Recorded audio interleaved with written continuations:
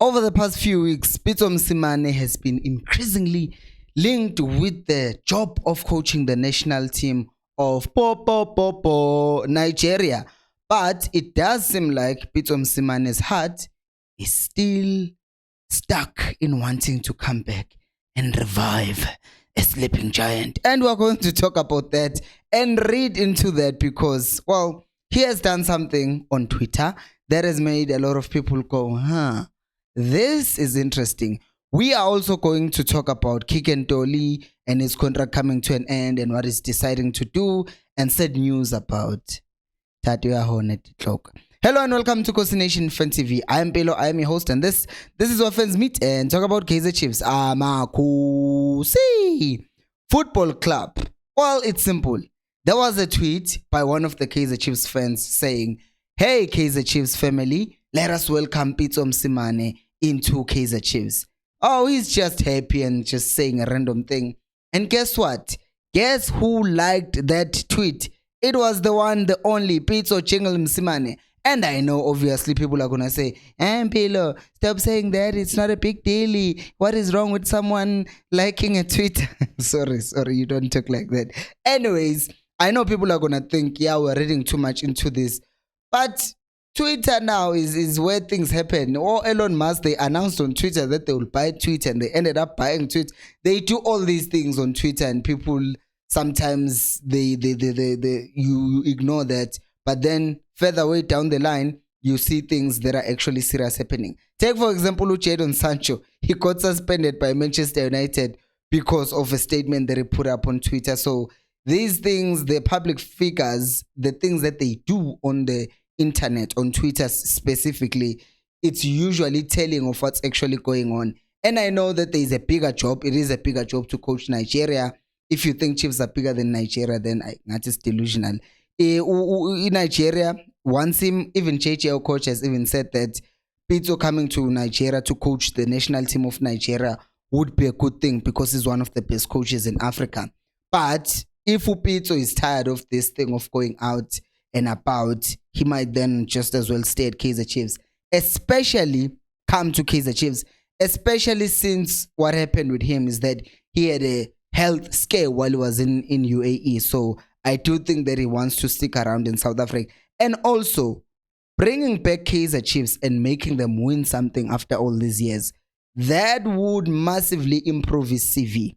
I know he has coached other bigger teams or big teams, a bigger team definitely, Al-Ahly, but still coaching Kaizer Chiefs will be up there because Al-Ahly were already dominant, but then we're just not meeting the standards that they had met in the previous years. And then he went back and he got them winning things again. And then they put him on a map once again. But now if he comes to a team that is dead, like Lele Pansi, I will say that's on another level.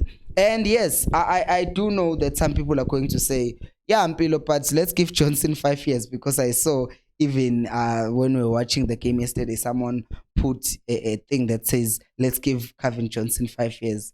I was just like, wow. 5 years based on what?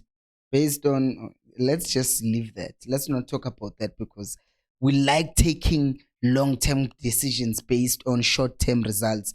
Let's wait it out and see how Johnson does. But I will still say on the issue of people who are going to say, no, man, let's just give Johnson a chance. My problem that I will have with Johnson is the fact that the team never planned to put him there as a coach in the first place. They kind of put him there to kind of steady the ship, and then they give him the job permanently.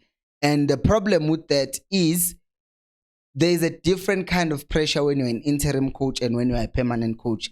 Ask Atazwane about that, because when you was an interim coach, you looked at some things and you're like, it looks promising. And then it becomes the full-time coach and all of a sudden you question a lot of things. So that is why I'm saying, if the team had never planned to make Johnson a plan, let's not now change plans and say, oh, let's get Johnson because we're not finding a coach. Find a coach that you want and then keep Johnson doing what he was brought in to do, instead of this thing of always transferring a person from development, senior team, senior coach. No, stick to your plans. That's me. But what do you think about Pitso before we talk about Udol?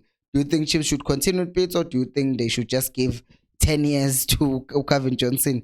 Do let me know down on the comment section below. And while you're at that, do like the video, subscribe to the channel. Those things do help me reach more people like you. Now, let's talk about Keegan Dolly, who joined Kaizer Chiefs in 2021, and his contract, when you check transfer market, doesn't show that when it ends. But now, so Kalatuma is reporting that there is a potential that he might actually be faced with a decision to either take a salary cut or leave Kaizer Chiefs. And we know how that ended with Kama Billiards, because contract yake is coming to an end June 2024.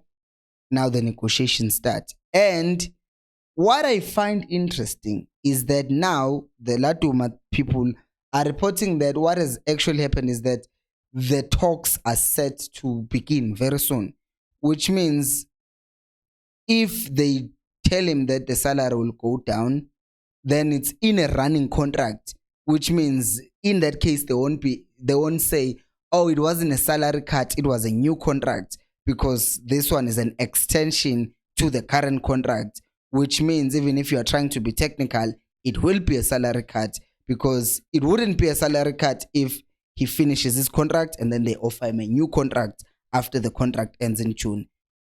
Which means what is going to happen? Because if the reports are true that he's earning 1.4 million, can you go further than that? Can you go to 1.5 or 1 now? He's not going to get a salary increase of 100,000. It's probably going to 300,000, 400,000. Would Chiefs actually pay him 1.8 million?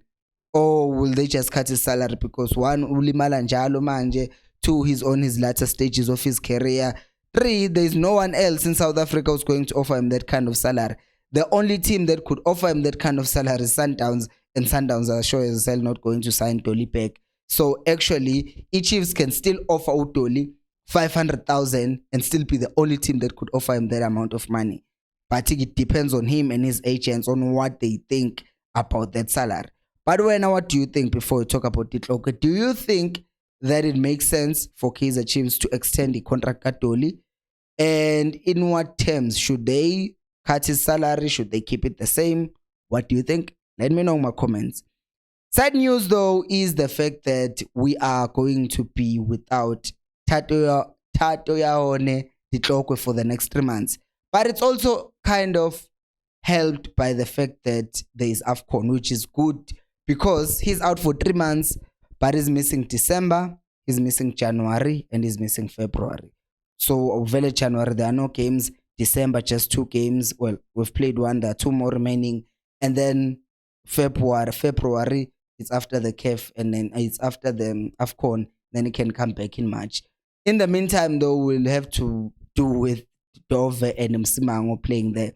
And also, this will give an opportunity to a player like Aiden McCarthy, because Aiden McCarthy could then be brought up to the senior team to pair up with Mosimane to kind of experiment if you get a chance. Could also see Luke Flus coming up. Well, he signed a contract, but has not been featured even in the bench since. So I do think that as much as this is not a good thing for Titloko, who might come back and his place is gone, but it is a good news for the other players because now they can come up and get an opportunity.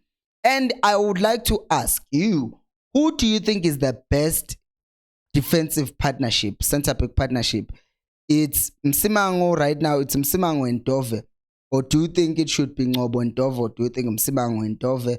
Or do you think it's Ngobo and Dove? Or whatever combination that you think, do let me know down in the comment section below. Thank you so much for watching. And until next time, remember, equals Alpelumoy.